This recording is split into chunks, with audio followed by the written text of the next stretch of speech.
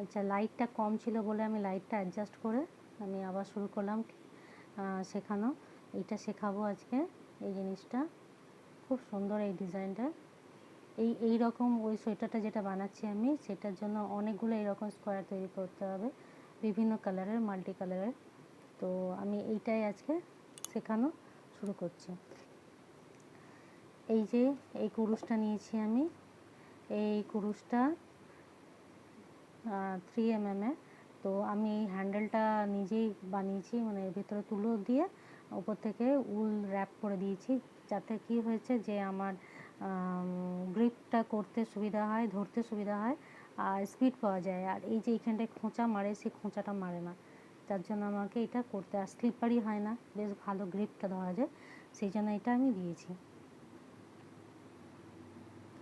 তো এবারে শুরু করছি। প্রথমে আমি 6টা চেন নেব।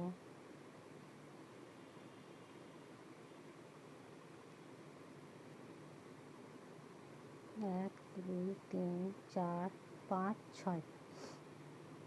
তারপর রিংটা তৈরি করব স্লিপ স্টিচ দিয়ে।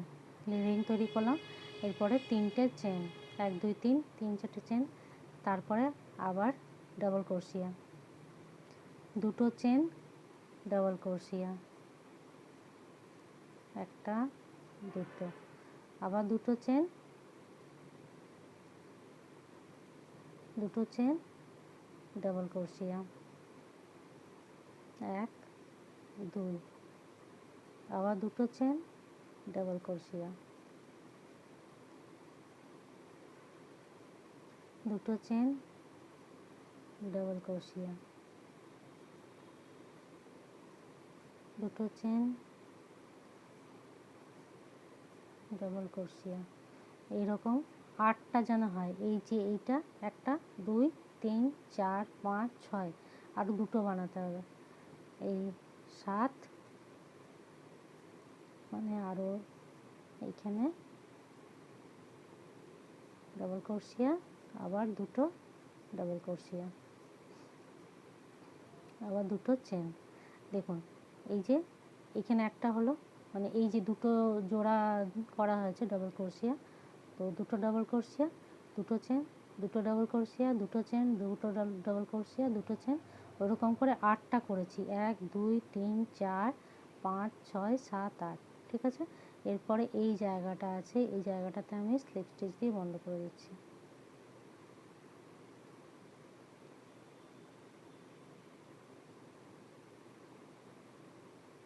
ঠিক আছে, এইবারে কি করব, স্লিপ স্টিচ দিয়ে এই মিডিলে নিয়ে আসবো।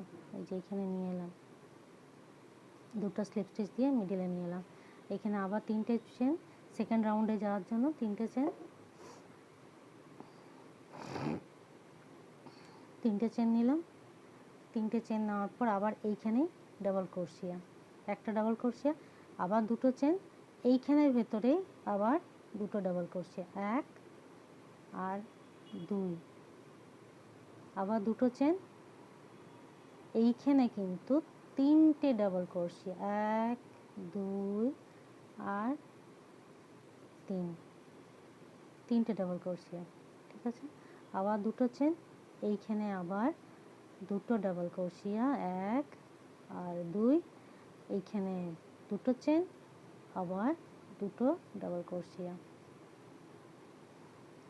আবার 2টো চেন, 3টে ডাবল ক্রোশিয়া, 1 2 আর 3, আবার 2টো ডাবল ক্রোশিয়া, এখানে 1 2, 2টো চেন, 2টো ডাবল ক্রোশিয়া, আবার 2টো চেন, এই যে এইখানে যে 3টে আছে, 3টে দিয়েছি, এইরকম হবে 4টা, এখানে একটা হলো, এখানে একটা হলো, 2টো, এখানে হবে আবার 3 নম্বরটা, 1 2 3,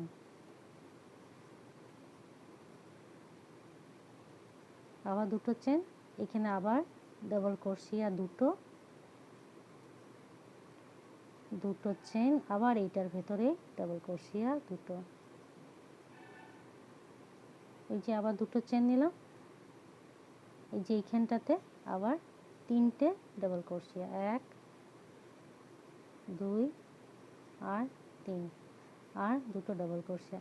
এইবারে দেখুন জিনিসটা ডিজাইনটা বুঝুন। এই যে 4টা কোণ তৈরি হলো, এই একটা কোণ, দুটো কোণ, 3টে কোণ, 4টা কোণ, চৌকো যেহেতু সেজন্য 4টা কোণ হবে। এই যে 4টা কোণ 1 2 3 4। আর এই যে এই জায়গাটা বাড়বে, এই জায়গার ঘরগুলো বাড়বে, 1 2 3, এখানে একটা 4, এই 4টা জায়গায় ঘর বাড়বে, কিন্তু এই জায়গাগুলো যেমনকার তেমনি থাকবে। যেমন ডিজাইনটা করা হয়েছে পরের লাইনগুলোতেও সেই রকমই করা হবে। এই ডিজাইনটা খালি রিপিট হবে, কিন্তু এইখানে ঘর বাড়বে। এবারে নেক্সট লাইনে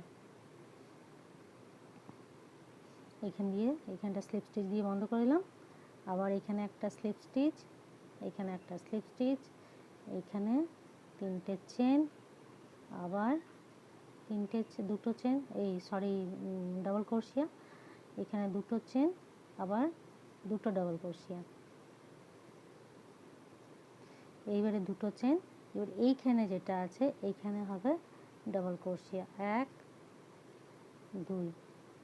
এবার এই যে এইখানে ফুটোটা আছে এইখানে একটা ডাবল ক্রোশিয়া 1, এই আবার একটা ফুটো পাশের ফুটোটায় 2, আবার পাশের ফুটোটায় 2, আবার এইখানে দুটো ডাবল ক্রোশিয়া। তাহলে টোটাল কটা হলো? এখানে 3টে ছিল, এখানে আমার বাড়লো দুদিকে দুটো, 3 3 2 3 4 5 6 7, 7টা হলো।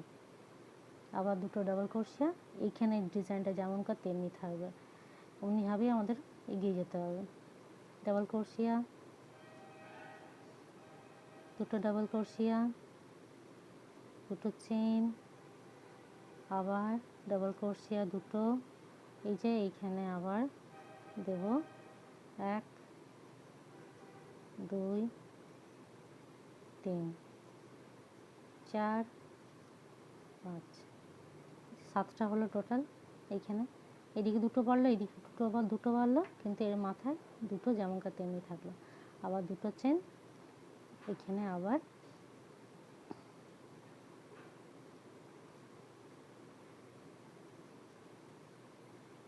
এমনি, আবার দুটো ডাবল ক্রোশিয়া,